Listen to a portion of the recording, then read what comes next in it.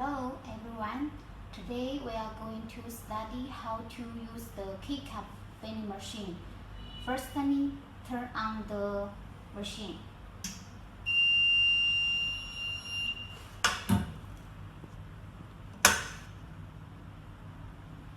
We can see that the preset weight is 8 grams. The first button and the third button are to control the preset weight.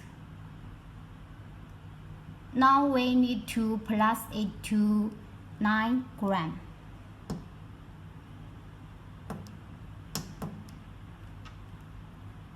And these three buttons are to control the filling speed. Let's test the faster speed. Let's begin.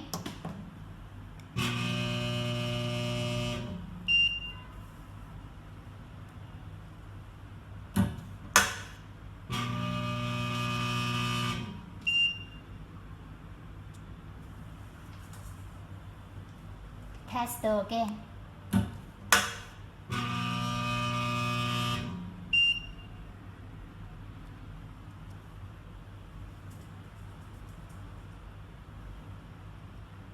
The machine is working very well. We can stop. Thanks for watching.